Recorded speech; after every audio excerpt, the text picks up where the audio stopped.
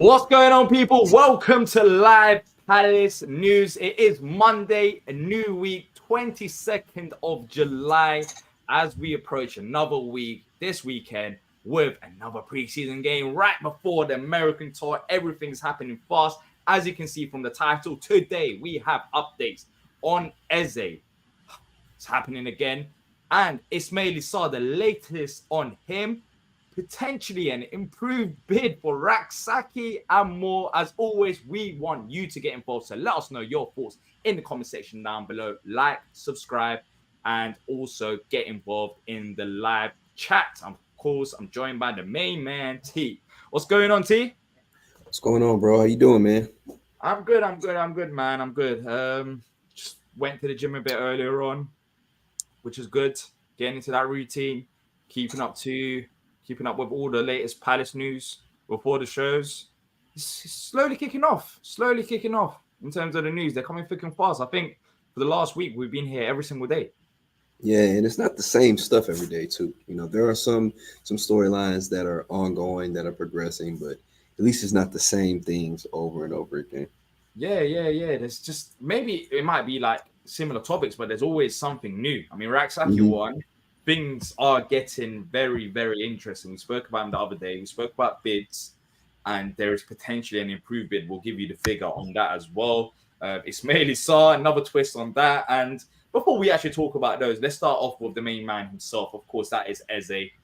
He has been the three players that's been linked with a move away from the club. Of course, we have lost Elise. Eze and Gehi is the ones that we ideally want to keep as a football club. However, according to the Mirror, Manchester City are taking a long look at £68 million Crystal Palace playmaker Eberechi Eze, especially with De Bruyne being linked with a move to Saudi Arabia. Ed Aarons has actually, after this Mirror report, added his take on the situation, saying that there is interest from Man City for Eze, but Palace are yet to receive any offers.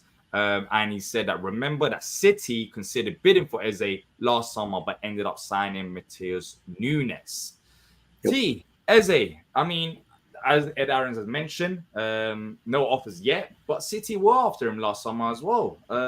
Kevin De Bruyne, just quickly, with the Kevin De Bruyne report from the Mirror, apparently that's not true, according to Fabrizio Romano. There actually hasn't been any talks taking place. There were rumors yesterday about De Bruyne, potentially Saudi, but apparently that's not true. And Ed Aarons has also said that an offer is yet to be received. But are you worried about potentially as they move into City? Do you think those are real targets? I don't think it becomes a place of worry until you see something like a Kevin De Bruyne move go official. I mean, you mentioned it yourself. When they had their interest in him last year, they brought somebody else in. They brought in Matheus Nunes instead of him. So they have someone who could potentially, in the event that De Bruyne decides to move on, could slide in to take over. So at this point, I don't think you pay a huge amount of attention to it until something like a De Bruyne moving on actually happens. So you're not genuinely worried about it. I'm not right now because there hasn't Not at been this any point, bids in no. place. Not at this point, Um, no. and as you mentioned, I mean, City being interested in Eze last year to not go for him, is that really a At a great lower look? price, at a lower price point too. Yeah, is that They is could have that got him really a last year great for. They look could have for a got him player less. that They they could have got want? him last year for less money. Then again, if City want Eze, I think Eze goes to City. I think he is one of those clubs that I would be concerned about. He's not at Tottenham. They're not at Tottenham. Where if Tottenham were after Eze, maybe Eze could have a think about it. Is it going to be the best move for my career? What's going to happen? Am I going to win trophies? But I think City, yes, it would be a very good move. And he Yeah, might he has even to win want a to lot. stay on the bench at City and come off the bench for City because I mean they're winning club. He might want to be training with Kevin De Bruyne. What if they decide to bring in Eze this summer and get rid of De Bruyne next year? Like being proactive rather than reactive on the I situation. mean, I bet him th- I, in. I mean that's a crowded midfield situation then because you already got him, you got Matias Nunez, and then you'll have Ebb. So it becomes a very crowded situation for him if he steps into it with De Bruyne in place. I mean, I don't know. I feel like Man City's in a position where they wouldn't need to make a move like that necessarily. Like they have the money, they have the resources to go out and acquire the players that they need when the time is there. I mean, but I guess then it comes to whether or not Ebbs wants to make that move to City while De Bruyne is in place, while Why Martinez wouldn't he Nunez is though? in I place. think even if Because Nunes he is there, won't play. He might he stands to seriously not play. I mean, coming off yeah. the bench is one thing. I think coming off the bench is one thing, but then possibly being in a situation where you're the third consideration and But hardly how do you playing get at third all. consideration? I think he would be ahead of Nunes. We don't know. We don't know We because the don't know, thing but I think is, he will. I don't think there will be troubles there. I think Eze can perform better I mean, I think he can than too. Nunes. But what you have to understand is also Pep doesn't play with a 10. Pep plays with dual eights. So But Eze can technically play there as well, no? he can, but it's all about like here's the thing: they decided to bring in Nunez rather than Eze last year. There was a reason for that. They would have paid they paid about the same amount that they would have for Eze, but they decided to go with Nunez. There's a reason for that. You know what I mean? Yeah, I So guess. we don't know how we don't know how they view those players in that system. Yeah, Because one of the things about Pep is his system is very, very specific and it's very structured. And somebody like an Eze who actually needs a lot of freedom within his game for it to really flourish may not be, a plug and play type of guy for I'll Pep's give you system. that. I'll give you that because Pep has a system. Players fit to that system. That system is a winning system. It's effective, but it might mean we see less flair of Eze. That could potentially happen. Even then, I still feel like Eze could still perform at the level to express himself like he does at Palace. Maybe not at similar levels because the system may be a bit more complicated. But then again, Mhm. I think Eze will be a success at City. There's no problems about that. But Michael's saying Eze and Gahey will go. My worry is they leave late in the window and we don't replace them. That would be a I real. think that would be irresponsible on our part. What was that? I think that would be kind of irresponsible on our part But then to if he let has that a happen. release clause and if he's allowed to leave, then how would that be on our part? I mean, we've kind of set that up So, in the first place. well, do we even know if Gahey has a release clause? No, we Because don't know I about. know I know we know Eze. I know we know Eze does, but I mean, I'll be what honest. I'm saying is, I always I say think this like if that. Go ahead. Go ahead. no, I would just say I think if we know that there's some serious interest out there that could turn into a move via something like a buy clause, I think then we should be more proactive on our end and making sure that we have guys in place to to move into their roles. Hmm. There's a comment here that I want to read out, and I think it's a good comment. It's a comment that I kind of agree with as well because I thought that Elise, out of all the three players, I thought Elise would run it back for another year, which he didn't. I thought Eze was more likely to leave than Elise. Callum saying by the end of last season, the chat was all about Eze and Elise together. Now Elise is gone. I feel there is less incentive for him to stay personally. Are you on the same agreement there with Callum in terms of less incentive for Eze to stay? Not Do you think necessarily. the Not ambition for us necessarily. as well for wanting Eze to stay? Not necessarily. I mean, because just like you just gave an example of, what we talk about isn't always what's true. You know what I'm saying? Like the talk was that, oh yeah, Elise is gonna stay. He's gonna run it back. Like if anybody's gonna stay, Elise probably will. And look where we are now. So just because we're talking about it doesn't mean it's true. You know what I'm Mm. saying? Like we don't know how Eze feels about his situation, about staying. I mean, he's in a great situation at Palace. Like he stands to be the face of our organization moving forward if he decides to, if he wants to stay. So, I mean, we don't know where he stands and how much he loves where he is and what it's meant to him. I mean, he's gotten a whole lot of things since being at Crystal Palace. Um, he's gotten to the England national team. I mean, he's got a freaking brand deal with Burberry and New Balance. Like his career has taken off since coming to Palace. So I don't know. I can't say that he's incentivized to leave. because we don't know how he really feels when it comes down to it. Yeah. Look, the one positive is, and Mukhtar saying, are these rumors to push up the price? I don't think these rumors are to push up the price because, I mean, he's got a release clause. So if that release clause is met, then he leaves. I guess the Right, positive and Man is, City's a champion, and Man City's a Champions League team, so they'll be exactly. able to meet The positive is that £68 million being mentioned by the Mirror is the real positive. The fact that, we've heard about 60 plus 8 million add-ons. Hopefully that is the case, because with Elise, we still don't know if that was the case because of the figures that's been reported. But even then, it'll still feel hard done by. For me, losing Eze will be hard. It'll be hard to essentially, if you lose Eze and Elise, that two creative number 10s, you just start all over again. We have to try our best to keep Eze, and it makes life ever so more difficult when you have the likes of Elise gone as well. So if we lose Eze, that's a restart button for Oliver Glasner, and it's not really a great look.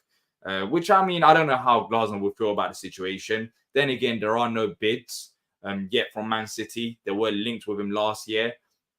And also the report were mentioning Kevin De Bruyne potentially leaving. However, those rumors are not to be true as of this current moment of time, according to Fabrizio Romano. So it's not like it's all doom and gloom. Interest is there. Interest has been there before, but Eze still managed to stay. Now, let's just see what actually happens. It's been mentioned again, as expected. We weren't going to end this summer window without talking about Eze not potentially leaving the club. That was never going to happen. Guehi as well. We're going to talk about Guehi once again. Not today, thankfully. There's no rumors today or any updates on Guehi's future. But I'm pretty sure Guehi will be mentioned again because of the talent. These are top 6 level players.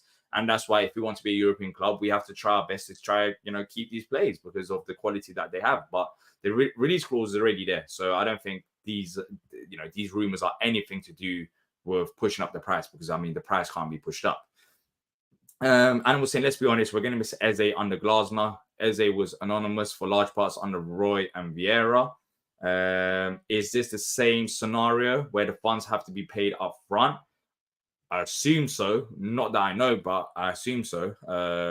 With Elise, that was the case. So I'm pretty sure Palace would try to do similar things, and maybe that helps us out, especially with PSR, etc. I don't know where City stand with that, but maybe it might. Twist is saying another relegation season pending if we lose any more stars. Yes, we haven't yet though. These are just rumors. But yeah, I wouldn't say relegation season pending. It's about replacing these players as well. It's about how you replace them.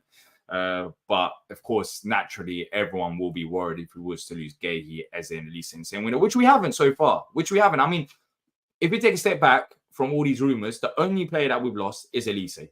That's the only player, and we're on the 22nd of July. We're approaching August. We're less than a month till the season starts. About 5 weeks till the transfer window closes. So we're edging closer to the end, and we've only lost one player. So it's not all doom and gloom just yet. Of course, and we already had Kamada in place before we lost Eze. Exactly, which maybe the timing of that is different as well. Like, let's say we sign Kamada right now, would he get a bit more hyped up? Would people feel a bit more optimistic about the season? Kamada and Riyadh were fantastic business that we done early doors, but we normally don't do business early doors. So maybe that, without even meaning to, has a negative perception in terms of our business because we're talking about, we need more players, which I agree we do, but Kamada is still a very good business. Riyadh is still a very good business, and we do need to build on it because I've said this before. Last season was a very toxic season, one of the most toxic seasons I've seen at Palace, and there were a lot of protests from the fan base towards the owners. I was upset as well in terms of ambition and where we're heading towards. And for me, this summer was a good, Glasner's a fantastic appointment, but this summer is a very good indication in terms of how serious we are in terms of progressing up the table. And I'm still giving the club, the time because the window's not closed, but we do need players. If we want to be serious and back Oliver Glasner, we do have to deliver in players. And right now, Kamada and Riyadh, fantastic businesses, but it's not enough for me, in my opinion. I think we do need more, which I think we will find more anyways. I don't think the club will be that dumb to only sign 2 players, especially after losing Elise. Now, let's move on to the next bit of rumor. Ismaila Sarr, who has actually been on the radar for the last few days. There is an update on him, and it's not a positive one. But before I say it, just let me land my point. Just don't listen to the report and just think it's all doom and gloom. Fabrizio Romano has reported the following, saying that Ismaila Sarr is wanted by Crystal Palace, but Olympique Marseille have rejected their opening proposal. Negotiations are still ongoing between the clubs, with Sarr keen on the move back to the Premier League, but new proposal needed to get it done. Is rejected, but I wouldn't say it's all doom and gloom, because God knows what Palace put in as the first offer. I wouldn't even be surprised if it was like a £5 million offer. We're not going to put in a first offer and say, oh, 25, £30 million, we want Sarr. You want to get the best deal possible. And we still have got time in our hands. That's debatable as well in terms of how much time we have due to pre-season and start of the season. But the first bit of bidding for Ismaila Sarr is rejected, according to Fabrizio Romano. Sarr, you're not a massive fan, but I mean, are you surprised by the rejection? Are you worried that this still could not potentially happen, or are you saying it's still early days? Yeah, I'm not worried by the rejection. We always get our first bid rejected. I mean, it seems like I've seen rare times when our first offer has been accepted out of the gate. Like, I mean, that's whose just first offer really gets accepted at any club? exactly. And then notice that we haven't even gotten what that amount was, or Yeah, exactly. or the amount that they're wanting for him. You know what I mean? Like, I think that's just part of the game. You know, I mean, okay, for us who are regular everyday people, you ever offer something on eBay for an item? I don't know. I don't It's really like, do eBay. well, if you do eBay, you know, you got something that they want $30 for, but they got it as best offer, and it's like, bet, let me see if they'll take $20 for this $30 item.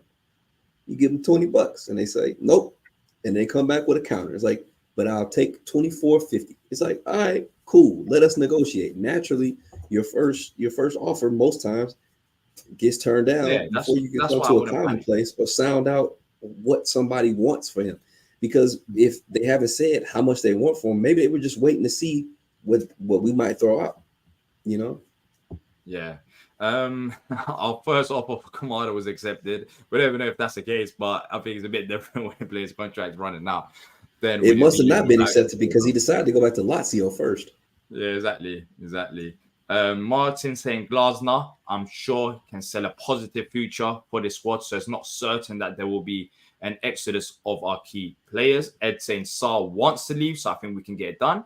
I think so as well. Based on the report that I mentioned yesterday, that Palace are keen and going full on for Ismaila Sarr, I think, surely Ismaila Sarr wouldn't be a hard deal. They're signing a few players, Marseille. I'm pretty sure they'll probably want to get rid of them. So I think there Yeah, a will be lot a of things deal are there to be changing done. at that club. I mean, the thing is, like, I had a feeling that Ismaila Sarr was going to be done once they signed Mason Greenwood.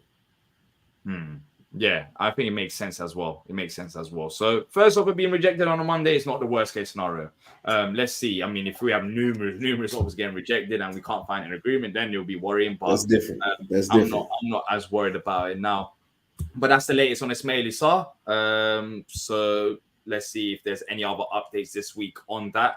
Hopefully sooner rather than later. Hopefully we have a Here We Go or David Ornstein bomb as well. Because as I said, you want deals done sooner rather than later. But for this one, I'm not even worried about it just as of yet. Looney saying even more reason why we should be keeping Rak-Sakyi in the squad with all this uncertainty. Let him go to the USA with Glasner and he's up game. Talking about Rak-Sakyi, it's only right that we go and actually talk about the rumours based on him. He's been linked with a move away from the club, out on loan. However, Southampton are playing some dodgy games, raising real questions to Palace and making them feel rather uncomfortable on the whole situation, and that is with them trying to get Rak-Sakyi on a permanent deal. We did mention earlier on in the week, based on reports, that they were willing to put in a £7 million offer. I think everyone agreed that offer's too low. We said maybe 15, 20 million pounds. Others said there's no price tag on him, don't sell him. However, there is an update, an improved bid on Rak-Sakyi. Southampton are not letting go, and the current one is that they're willing to pay around £12 million. However, Palace would still prefer to loan him out, ideally to the Championship. They're not letting go. I mean, now the latest offer is they're willing to pay around £12 million. I think it's increasing by the day. Mm-hmm. And they're doing what myself and probably a lot of other Palace fans would understand. They're trying to get him before his value gets too high. That's what we do, though. Yeah, I mean, but that's what we stand to do, and I think that's what they're saying. They're like, hey, let's try and let's do everything we can to get him now at a fair price for us, because if we let it, if he ends up getting on a loan somewhere in the championship, and we know how good this kid is, he gets somewhere else, he tears it up, he goes back to Palace, we're going to have to pay double for him next year. So they're like, okay, well, what's our highest? And once again, it's just simple negotiating. It's like, what's our highest amount that we're willing to pay for him right now? Mm. And then what's like, and where do we want to start? So maybe their top end for him is 20 mil. Okay, let's start at 12. 12 got denied. Okay. And actually, Let's, with Ismaila Sarr, I mean, we literally our first bid got rejected as well. I mean, yeah, it's the you're same not going to thing. start at the It's higher. just it's just yeah, you never start at your highest. You know what I'm saying? Because you don't know what somebody else is going to be willing to accept or where they necessarily value somebody. So it's like, okay, 12 didn't work. Let's throw out 15. Let's see how they feel about 15. And now that we see 15 out there, a lot of people are changing their tune. They worried about losing them. And maybe we turn it down again. It's like, okay, absolute max, final offer, 20 million, just Rak-Sakyi. And it's like, how do we feel about that? Do we feel like he could be worth more than that in a year's time if he goes to the championship? Or do we take that $20 million profit for us and use it elsewhere? And here's the thing, even if people may not agree to the level of this statement, but if you get $20 million for Jez Rak-Sakyi, that shows great progress from our academy. It does, because It we're does, but talking about, then T, would you but say it goes may against the not be pathway to these players? what we want to see from it in general. We may want to see Rak-Sakyi play for Palace more, but if you're talking about what you're looking to do with players from your academy is bring them through and get them the first team football, whether it be for you or for somebody else, and see that profit. Hmm. You know But what I'm then saying? when Like, you okay, but when you look at the situation, Elise has been sold. We've signed Kamada. We're trying to find a replacement for him. As a Premier League club is coming for Rak-Sakyi saying, so far, by the way, this is according to Alan Nixon, by the way. right. I didn't mention the source, but this has come out from Alan Nixon. But an improved bid of around £12 million. That might increase to 15 or 20. Let's see. Let's see Mm-hmm. what actually happens. But we're trying to sign a replacement for 30 to 35 million pounds or 20, 25. I mean, if Rak-Sakyi is worth around that figure, can't he actually do a role for Palace sitting on the bench? Because, I mean, Exactly. is this Like, legacy is in this? terms of showing to the academy players that there is no pathway? How many players have we brought out from the academy so far? I think the academy will be a success in the long run, but I mean, Patrick mentioned this in the chat as well. Mm-hmm. Patrick doesn't want Rak-Sakyi to be sold for any amount of money. He wants him to Yep. get opportunities, and some other people here may naturally think that as well. And I don't blame them at all, because I mean, if this player is wanted by another Premier League football club and we need a player literally in the position that he plays, why would we send him to Southampton and spend 20, 25 million pounds to another club and another player when we have our own academy Have a guy talent? that can do it. Isn't this a Yeah. perfect opportunity for him? Yeah, exactly. And I think that's the argument that's there. I mean, the only thing I can think of is the fact that he hasn't really established himself as a Premier League level player yet, and that's why I think it'd be good for him to go on loan and us to keep him and go out on loan.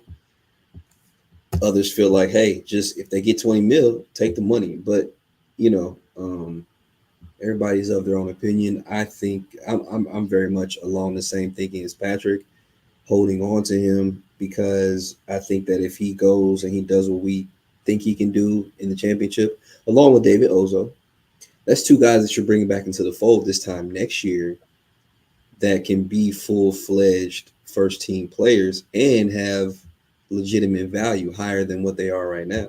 I mean, you think about next year. I mean, if we're able to retain a guy like Eze for next year, we stand to lose him next summer. So you have Kamada, you have Rak-Sakyi ready to step up. We may lose Adam Wharton next summer.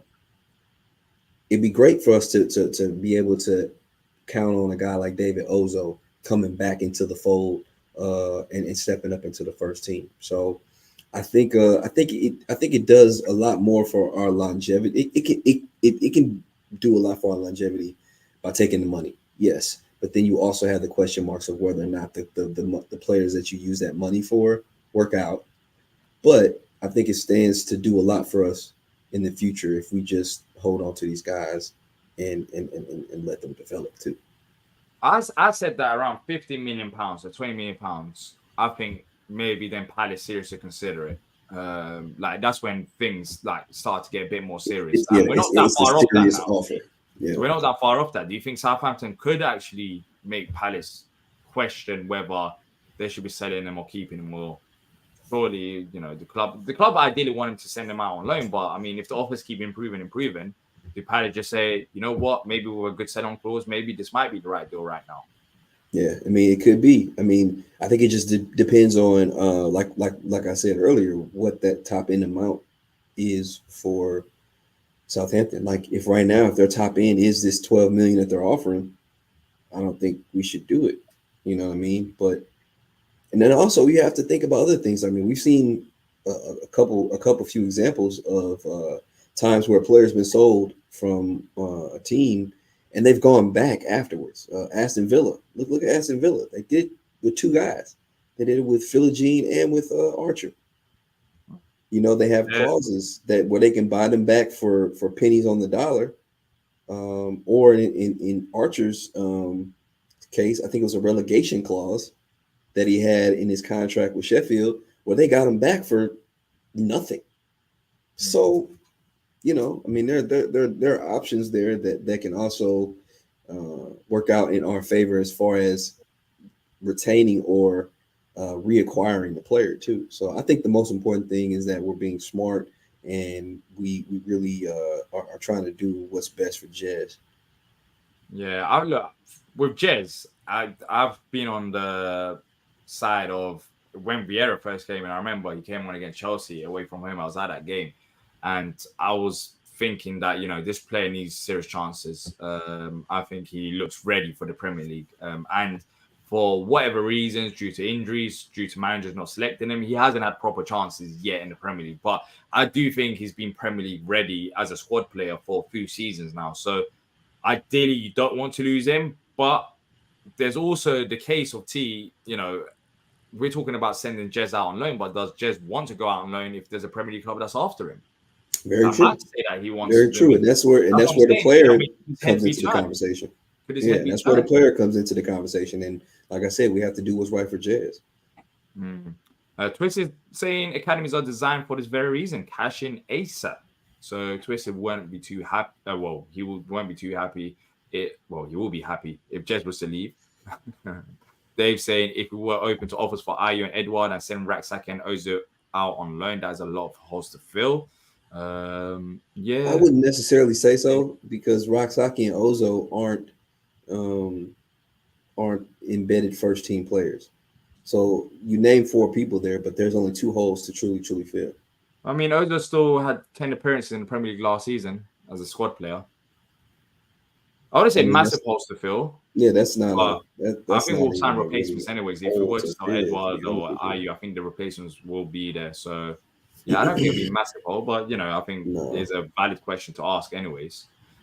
Kyle saying, we always talk about how crazy it is when big clubs sell academy kids for big money and how it's a huge advantage for them for PSR. But the thing with PSR, Paris, I mean, that's the one advantage that we've had. We won't have PSI issues because that's been the reason why a lot of fans were protesting last season about the ambition that we're showing. I mean, we've been on the safer side, so I don't think PSR would be a massive issue, especially with PSR is not a big issue for us. Yeah, not yet. So I mean, we don't have to sell Rak-Sakyi, I don't think, for PSR reasons. So Rak-Sakyi would be more of a business move rather than PSR. So yeah, I mean, Southampton coming in with another bid. Is this the end of it, or they're going to start, bidding 15 and 20 million figures and things get a bit more spicy? 7 million got rejected, that 12 million, which will get rejected. But, I mean, you never know. Rak-Sakyi might be saying, hold up, Palace. I mean, are you going to give me assurances that Southampton give me? Things might get a bit heated up. It might get a bit heated up with the Rak-Sakyi situation. So, yeah, let's see. Gurav saying Rak-Sakyi is 20 mil. Then how on earth we sold Elise for 60? Elise should be at least 120. The problem is he has a release clause. He could have left for much cheaper. That release clause was of advantage to Elise.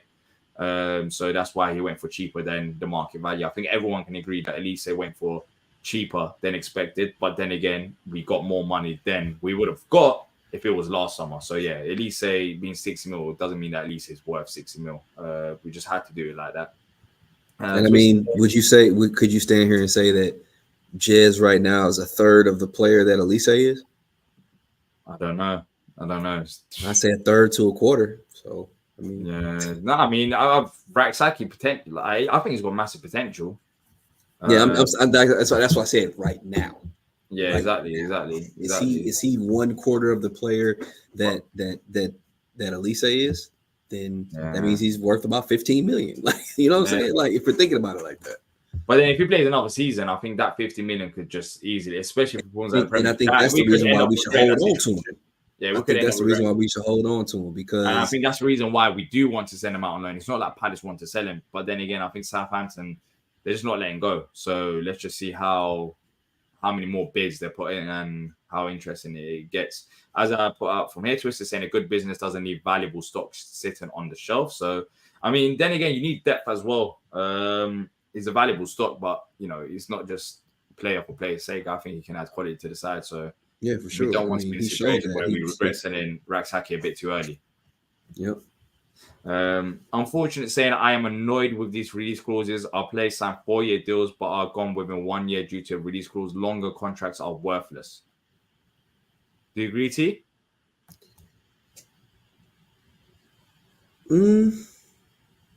I'm not. I mean, release clauses are frustrating. I'll be honest. I'm not annoyed with it. It's frustrating, but like at the end of the day, that's still a significant amount of money that we're getting.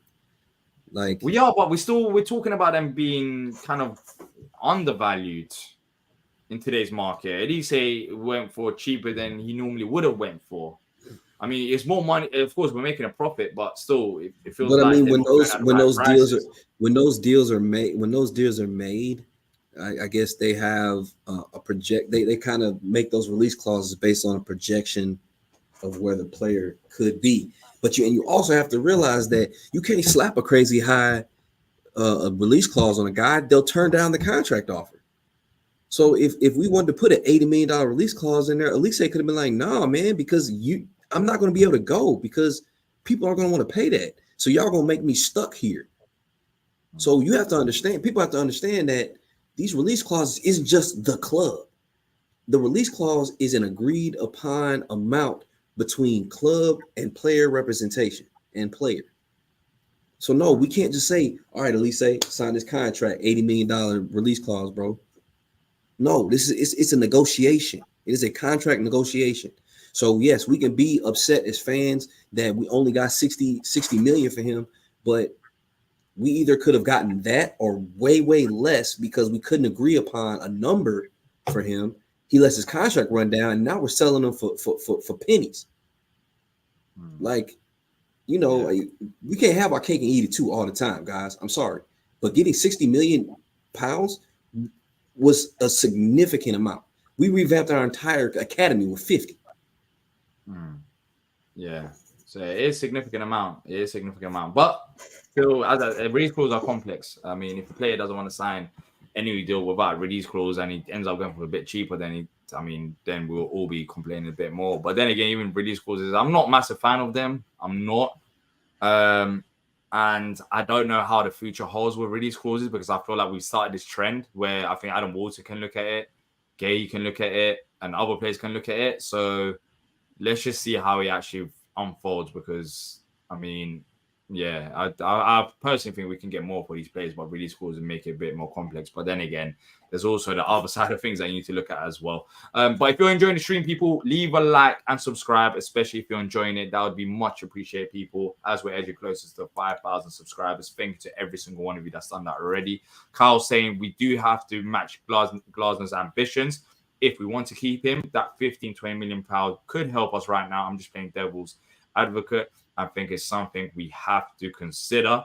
That's true, Kyle. That is very Blue true. Muffin saying if anyone offers us 15 million plus for Jess, we should be snapping their hands off for it. Someone at 21 should be in the first team by now and not looking to be loaned out if he's that good. Let's go and read out other comments. Jacob saying might be a lower release clause, but we get all the money up front. Twist is saying he disagrees with you. A player is a club's commodity and shouldn't have a say. No, you're wrong, Twisted. You're wrong. You've never negotiated a contract in your life, then, because if you negotiate a contract, you are not property of the team until that contract is agreed upon. So no, you are incorrect. Because when I sit down to agree upon a contract, whether that is as an athlete or as an employee of any type of business or corporation, we have an understanding of what my worth is to this club before I sign this contract. And if you tell me in this situation that you want to put a release clause on me that is too high to where I will not be able to move on effectively in the future, no, I will not agree to said contract. And therefore, no, I do not belong to you. I am not your commodity. So no, Twisted, you are wrong. That's his was. Fuck out of here. I'm not saying this is why it's to move on Eze for money and integrate Jez into the first team. I don't think Eze leaving means anything for Jez. I think Jez right now we could kind of have him there as like a backup to Kamada, but we want to develop him for another season. So yeah, it just depends on the situation. The one saying if we lose Elise and Eze, we can't get top 10. I wouldn't say that because we don't know who's coming in after it. We don't know. Yeah. Like, we don't know. Yeah, we don't know, man. Like I don't want us to have this the sky is falling attitude, bro. We're not the same old Palace. We won't be in a relegation fight if we lose one of these guys, man. We're going to bring in other people. Like, stop saying, oh, if we lose him, we're going to be fighting for relegation. Come on, man. Get out of that mentality, bro. Like, move forward. It depends on the replacement. It depends on the replacement. Exactly. Yeah, but then you gotta trust in Dougie, which we've done. And what has he done for us? What has he proven to us time and time again? He's going to find the guys to bring in. Yeah, exactly. So it just depends on what happens in that situation. But yeah, I mean, let's see with the Rak-Sakyi. I mean, the club don't want to sell him anyways. The club don't want to sell him. So let's see if they do end up leaving. Twisted has another question for you. Do players have too much power, Denti? I don't think they have too much power. I think they have a say in how their career goes and their trajectory. I mean, we still, like I said, we still got $60 million up front for Elise. And Elise, in turn, got the move that he desired. I mean, he's not at Chelsea, you know what I'm saying, where he could have gone for less. You know what I'm saying? So he got the move that he wanted based on the relationship and the agreement that he came to with the club. I think everybody got what they wanted out of the situation in the end. So I think there are times when there's a lot of power that the players do have. I mean, I think international football is the only sport where basically every single player has a no trade clause. Like we talk about like the NBA and other sports, and like you have to have a certain clause in your contract to be able to say, hey, no, I don't want to go to that team. Whereas the team be like, no, we traded you, you're gone. But in world football, every single player has that ability to say, hey, no, I don't want to agree to go play for this team. So there is definitely a level of power that players have with the trajectory of their careers and where they go. Yeah. Let's go through some of the questions before we wrap up, people. As always, if you're enjoying the stream, hit the like button. It only takes a second of your time and helps us massively. If you've already done so, thank you to every single one of you that's already done that and subscribe to some future Palace content. Let's go through these questions. Animal saying for confirmation, does Eze have a release clause? I'm 99% certain he does. Yeah. He does have a I think he had a release clause when he first came, and then when he re-upped with us, it got even higher. So yeah, it should be around 60 plus 8 million in add-ons. That should be his release clause unless. Oh yeah, that's what they reported, 60 and 8. I remember that. Yeah, 60. That's why the report from the Mirror saying 68 million because of the add-ons as well. I assume the 60 plus 8. Jacob saying, what do you think about the rumors of Wan-Bissaka and West Ham? Doesn't really concern us, but I mean, it's a good move. Man, they saying he gonna go for 10 million. It's crazy. That is nothing. Is it not? Is it late for us to go in for him, T? Oh, it's never too late. As long as that window is open. Nah. If you want to. I mean, it's not a For bad 10? move. I mean, for 10, that is not a bad move at all, Wages as bro. well, of course. Because I mean, think about it like this: if we end up reacquiring him for 10 million, that means overall, with sending Wan-Bissaka to Man United and then bringing him back, we profited 40 million. I don't. That's not bad for me. Yeah, exactly. Yeah, we literally built our academy for. We built an academy. Yeah. We've gotten everything that we've gotten, and we got him back. Like, no, that's not bad. And we're in a situation where we're not bringing him in necessarily to be a starter. You know what I'm saying? For 10 million, there's no guarantees of starting. You know what I'm saying? So I think that's good business. But who knows? We'll see. Grab saying, not really asking, saying the Kane curse will this actually is rigged. The Q&A door is meant to be questioned. You can't put Q&A door and put a statement. That's meant to be but it's gonna be the last time I read it out because it's meant to be questions. It's not, you can't just put statements in as a question. The Kane Animal's got a point. Animal says, "Where's the question, girl?" Exactly, yeah. Because I mean, he's rigged the system. Yeah, I'm not. I found that loophole. You can't just be doing that. You can't just be doing that because there's so many other statements as well. But we're just answering these questions right now. But yeah, I mean, with Wan-Bissaka, let's just see. I wouldn't be too fast if he was to go there. I think Ismaila Sarr could potentially play as a right wing back, even though he hasn't played there. But if we say Jordan now you can, then why can't Ismaila Sarr with his age and pace on his side? Look, people, that's it for us for today. Eze, Ismaila Sarr, Rak-Sakyi. If you just joined us now, rewind back to the start of the show where we discuss all of the players mentioned and also answer your questions. If you have enjoyed this, like, subscribe, and most importantly, let us know your thoughts if you're watching replay in the comment section down below. That's it from me and T. Keep safe, people. We'll be back most likely tomorrow, but until then, up the palace. Up the palace.